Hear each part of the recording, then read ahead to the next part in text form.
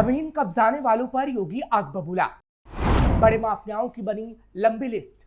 UP में आम लोगों की जमीन कब्जाने वालों पर बड़ी कार्रवाई होगी और तो और योगी ने खुद उसकी निगरानी अब शुरू कर दी है, जिससे माफियाओं के हाथ पांव फूल गए हैं, क्योंकि कई ऐसे माफियाओं का पर्दाफाश हुआ है जो आम लोगों की जमीनों को कब्जा रहे हैं, जिन पर अब योगी का तगड़ा चाबुक चलना तय है। नमस्कार, कैपिटल टीवी देख रहे हैं आप, मैं हूं आपके साथ हर्ष भारद्वाज। मुख्यमंत्री योगी आदित्यनाथ ने सोमवार को गोरखपुर के गोरखनाथ मंदिर परिसर में जनता दर्शन के दौरान कई जिलों से आए लोगों से मुलाकात कर उनकी समस्याएं सुनी।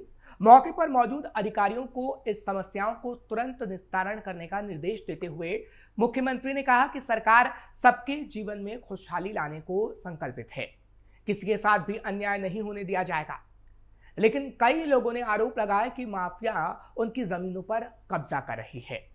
जनता दर्शन में सीएम ने अधिकारियों को निर्देशित किया कि किसी गरीब की जमीन पर किसी ने अगर कब्जा किया है तो तत्काल जमीन को कब्जा मुक्त कराया जाए और दबंगों को तगड़ा सबक सिखाया जाए।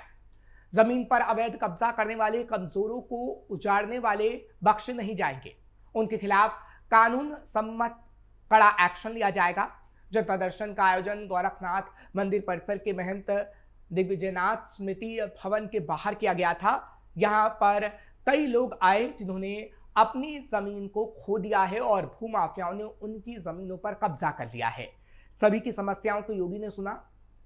कहा जा रहा है कि तकरीबन 200 लोग ऐसे थे जिनकी जमीनों पर भूमाफियाओं ने कब्जा किया है और योगी ने वादा किया है कि उनकी जमीनों को जल्द से जल्द छुड़ाया जाएगा और भूमाफियाओं को बख्शा नहीं जाएगा। माफियाओं को योगी ने दिया कड़ा संदेश। दरअसल सपा सरकार में बड़ी तेजी से जमीनों पर भूमाफियाओं की तरफ से कब्जा किया जाता था, लेकिन अब योगी आदित्यनाथ की सरकार में ऐसा नहीं होने दिया जा रहा है, क्योंकि योगी माफियाओं को कड़ा संदेश दे रहे हैं और पिछली सरकारों पर भी आग बबूला होते हुए नजर आ रहे हैं। आपको याद होगा, पिछले दिनों योगी ने कहा था भारत की आत्मा उत्तर प्रदेश में निवास करती है, लेकिन जिन लोगों का एजेंडा विकास नहीं था वो लोग अपने एजेंडे को जबरन उत्तर प्रदेश पर थोपते थे। 2017 से पहले सत्ता का संचालन करने वाले लोग चाहते ही नहीं थे कि उत्तर प्रदेश का कुछ विकास हो। सत्ताधारी खुद माफिया के साथ मिला हुआ था। सरकारों ने माफिया के सामने घुटने तक टेक दिए थे। 2017 से पहले माफिया चलाते थे प्रदेश। योगी ने कहा कि उस समय की राजनीतिक लीडरशिप इस दिशा में सोच भी नहीं सकती थी। उनका ये एजेंडा नहीं था। प्रदेश में गुंडागर्दी होती थी, बेटी भी सुरक्षित नहीं थी, व्यापारी भी सुरक्षित नहीं थे। प्रदेश में दंगों का एक लंबा दौर चला था। हर दूसरे तीसरे दिन एक नया दंगा होता था, जिसकी शुरुआत रोज सुबह हो जाती थी।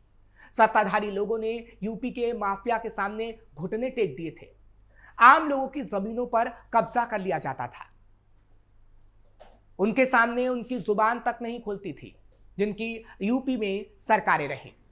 माफियाओं के इशारे पर सरकार चलती थी और अपराधियों का बोलबाला था।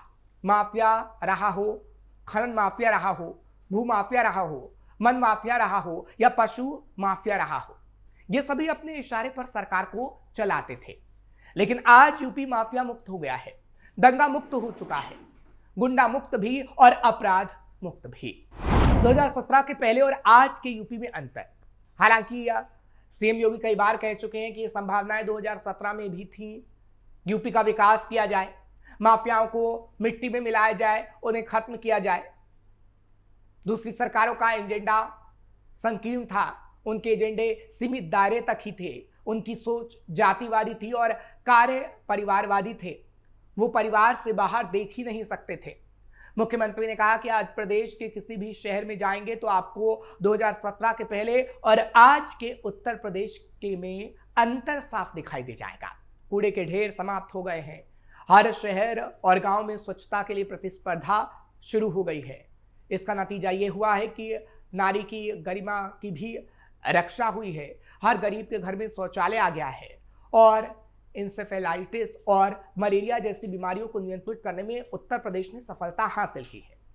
आम लोगों की जमीनों को कब्जा मुक्त कराया गया है और माफियाओं को मिट्टी में मिलाया गया है। योगी ने कई माफियाओं को मिट्टी में मिलाया। उत्तर प्रदेश की योगी आदित्यनाथ सरकार माफियाओं और गैंगस्टरों पर लगातार नकेल कसने में जुटी हुई है। सीएम योगी ने यूपी की सत्ता पर काबिज होते ही गुंडाराज को जड़ से उखाड़ फेंकने की कसम खाई थी। उन्होंने कहा था कि माफियाओं को मिट्टी में मिला दूंगा और एक एक करके माफियाओं और गैंगस्टरों की कमर टूटती भी नजर आई। कई नामी अपराधियों को यूपी पुलिस ढेर कर चुकी है। हालांकि मुख्तार अंसारी और अतीक अशरफ को पुलिस ने नहीं मारा था, लेकिन इनका सफाया जरूर हो गया। ये लोग ऐसे थे जो आम लोगों की जमीनों पर कब्जा करते थे और अखिलेश यादव इनका साथ देते थे, यानी पिछली सरकारों के संरक्षण में ये सब कुछ खुलेआम होता था। माफियाओं के हुए धड़ाधड़ एनकाउंटर। यूपी एसटीएफ ने जनवरी 2025 में शामली में मुस्तफा का गैंग के 4 बदमाशों को एनकाउंटर में ढेर किया था। इसमें 1 लाख का इनामी अरशद भी शामिल था। अरशद का आतंक पक्ष में यूपी के साथ ही हरियाणा, पंजाब और दिल्ली में भी था। उसके खिलाफ लूट, हत्या और डकैती के 17 मामले दर्ज थे। वो मुस्तफा का और मुकील काला गैंग की बागडोर संभाल रहा था।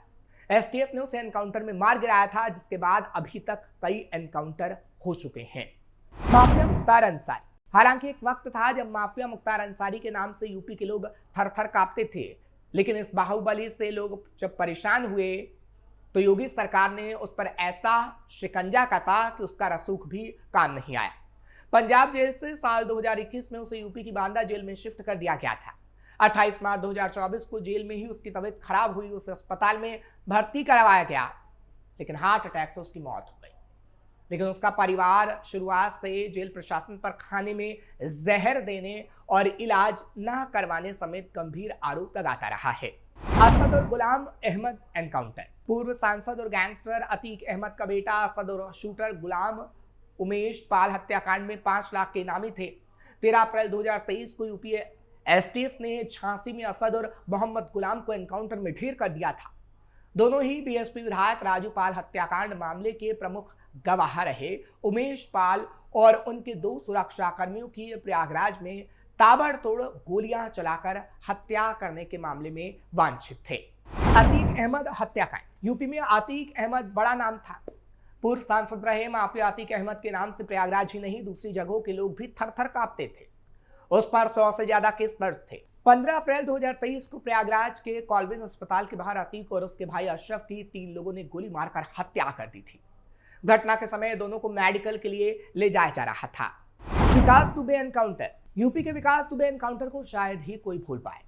कानपुर के बिकरू गांव के रहने वाले विकास दुबे को यूपी एसटीएफ ने 10 जुलाई 2020 को एनकाउंटर में ढेर कर दिया था। गैंगस्टर को उज्जैन से यूपी लाया जा रहा था, तभी रास्ते में उसकी गाड़ी पलट गई थी, जिसके बाद विकास ने भागने की कोशिश की। पुलिस और एसटीएफ ने उस पर गोलियां चला दी। 3 गोलियां उसके सीने पर जा लगी। वो ख्यात गैंगस्टर ने मौके पर ही दम तोड़ दिया था। हालांकि योगी ने माफियाओं का इलाज कर दिया, जिससे कहीं ना कहीं जनता खुश नजर आई और उन्हीं सभी माफियाओं जिन्होंने आम लोगों की जमीनों पर कब्जा किया था, माफियाओं के एनकाउंटर के बाद आम लोगों की जमीनों को दिलवाया गया। भूमाफियाओं के खिलाफ बनाए गए सख्त नियम। हालांकि भूमाफियाओं के खिलाफ सख्त नियम को भी बनाया गया है, वो भी आपको बताते हैं। राजस्व परिषद ने एंटी भूमाफिया के तहत कार्रवाई के लिए और सख्त नियम बनाए हैं।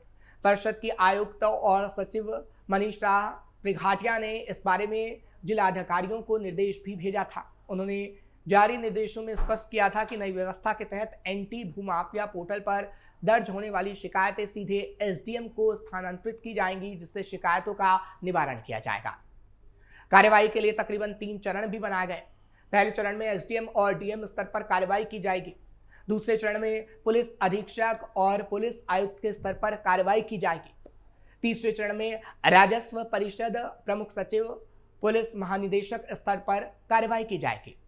एंटी भूमाफिया पोर्टल पर शासकीय या सार्वजनिक उपक्रम की भूमि पर कब्जे, चक्रोड पर कब्जे, तालाब पर कब्जे, खलिहान, चारागाह, निजी आवासीय भूमि, फर्जी बेनामे के आधार पर नामांतरण, कृषि और पट्टे की भूमि, सार्वजनिक भूमि, निजी भूमि, अन्य श्रेणी में शिकायत दर्ज कराने की सुविधा सीधे लोगों को दी गई थी। पहले शिकायत दर्ज होने पर लेखपाल, राजस्व निरीक्षकों के स्तर पर कार्रवाई की व्यवस्था बनाई गई थी, लेकिन कई बार शिकायत लंबित पड़ी रहती थी, लोगों को उनकी जमीनें नहीं मिलती थी।